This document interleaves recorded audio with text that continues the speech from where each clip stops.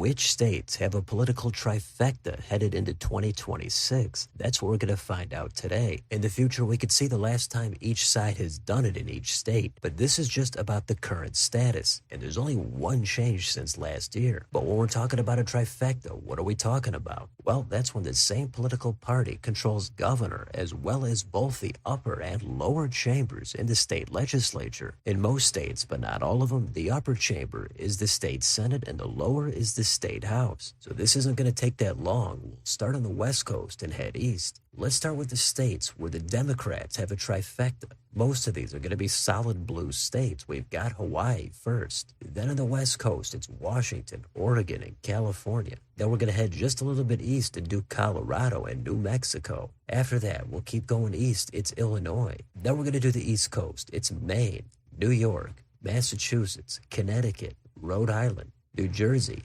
Delaware, Maryland, and finally, the latest trifecta here for the Dems is in Virginia. That's really the only change from 25 to 26. Democrats flipped the governorship there, and they made some gains in the state legislature. So they've got a new trifecta there, and that comes out to 16 states. Now, what about the Republicans? Well, we've got some usual suspects here. First, it's Idaho, Utah. The GOP has had a trifecta here for decades. Then it's Montana, Wyoming, North Dakota, South Dakota, Nebraska, the only state that's technically unicameral and nonpartisan. But in the unofficial breakdown, Republicans have the majority.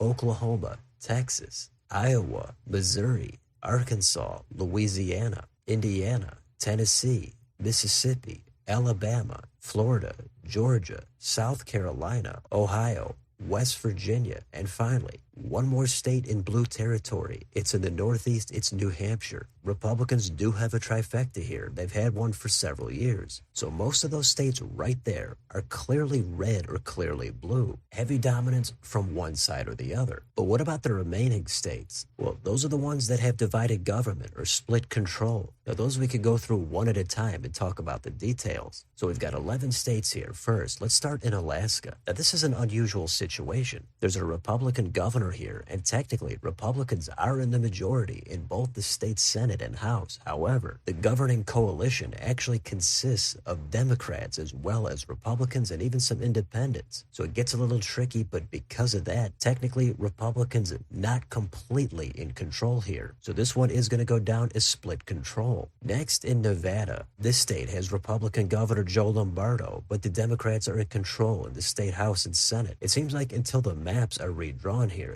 Dems are going to maintain that control. But with Lombardo in there, this state is going to go down as having divided government. The next state is their neighbor to the southeast. It's Arizona. Here it's the opposite of Nevada. The governor here is a Democrat, Katie Hobbs, but the state legislature is controlled by the Republicans, both the Senate and the House. So kind of the mirror image here of Nevada, but this is also divided government. Next, we'll go east and plug in Kansas. Here's another state that has Laura Kelly, a Democrat, as governor, but in the upper and lower chambers, it's dominated by Republicans. So we've got to put this state in purple because it has divided government. Next, let's talk about Minnesota. This is another one that's kind of tricky. Their governor is Democrat Tim Walz. In the state Senate, Dems have the tiniest majority, but in the state House, there was a point where it was tied for both sides. Then there were some vacancies and some special elections. Then a Republican speaker was elected. So given the extremely narrow balance in both chambers and an anticipated tie once both sides are at full strength, technically, Democrats come extremely close to that trifecta. So it's very borderline and something could change here. But this is another one we've got to put in purple. Next door in Wisconsin, their governor is Democrat Tony Evers, but the state House and Senate are controlled by Republicans. Next door again in Michigan.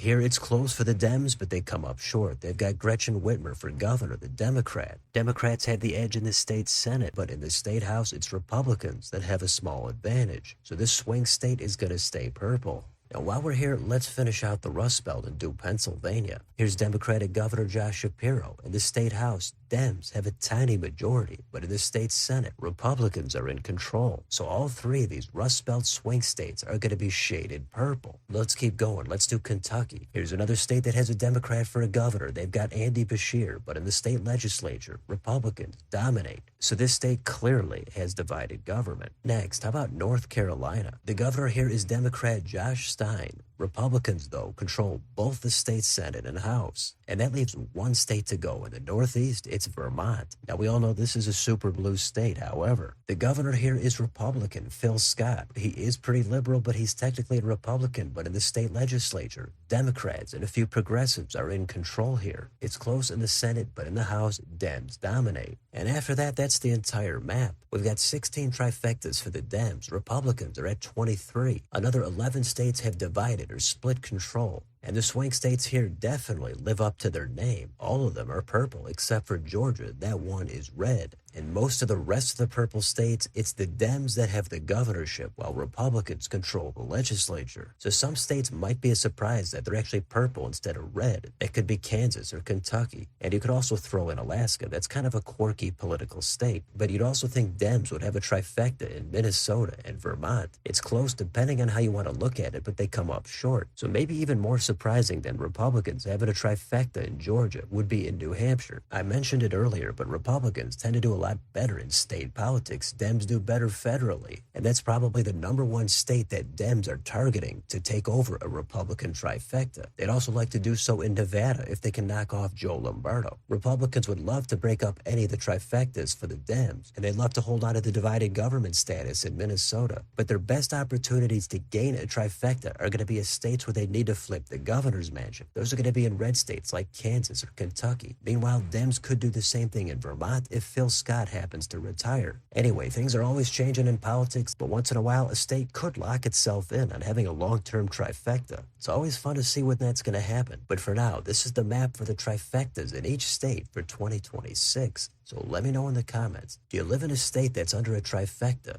Do you think that's better than living in a state with divided government? And which states do you think are going to gain or lose trifecta status next? Let me know what you think down below on your way out. Don't forget to like, share, and subscribe. Join if you'd like to support the channel. Thanks for watching. I'll see you next time.